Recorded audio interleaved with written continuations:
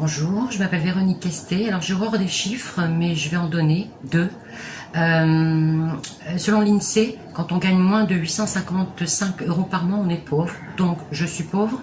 Et aussi, d'après une étude Crédoc, 37% des Français pensent que les gens qui ne s'en sortent pas, les invisibles, les gens qui sont précaires et qui sont à ce niveau-là de revenus, n'ont pas fait assez d'efforts pour s'en sortir, et c'est la raison pour laquelle ils font partie de ces invisibles et de ces laissés pour compte et de ces précaires.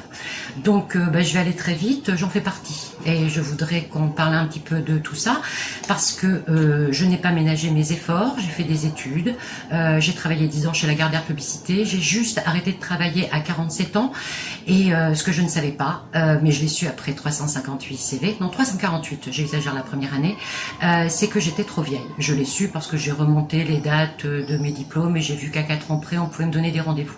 Je n'ai pas cherché dans la pub, j'ai cherché assistante, j'ai cherché secrétaire, j'ai cherché standardiste, j'ai cherché n'importe quoi, je n'ai jamais trouvé. J'ai 60 ans aujourd'hui et j'ai toujours pas de travail, si ce n'est des petits boulots, alors quelques heures par-ci, quelques heures par-là, ça s'appelle de la vacation, dans des call centers, des endroits où on ne nous voit pas, nous les vieux, les seniors, les laissés pour compte, les trop vieux, et où je passe des coups de fil, 2 heures par jour ou 6 heures par jour selon leurs besoins, payés au SMIC horaire.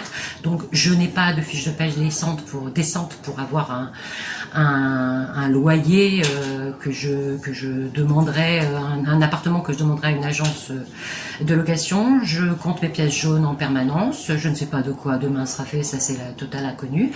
Et donc je voudrais quand même rappeler qu'il y a vraiment un gros débat là-dessus. On nous dit qu'il faut travailler plus, qu'il faut cotiser plus longtemps, mais on n'a pas de travail. 60% des gens qui ont entre 50 et 65 ans sont au chômage longue durée. Donc qui a décrété que nous étions vus à partir de 50 ans, même quand on n'a pas des exigences très démesurées, ce qui est mon cas. N'importe quoi, n'importe quel job, mais un job, à 50 ans, c'est fini. Donc je pense qu'il est le moment opportun de se poser les vraies questions pour éclairer ces 37% de gens qui pensent que seuls les feignasses et les décérébrés n'y arrivent pas, et puis qu'en fait ils ont tout fait pour, hein. Et puis reparler de cette retraite, de cet âge de retraite, de ce boulot qui doit aller de plus en plus loin, mais il n'y en a pas. Et puis qui a décrété, politique d'emploi, qui a décrété que nous étions vieux à 50 ans. Voilà.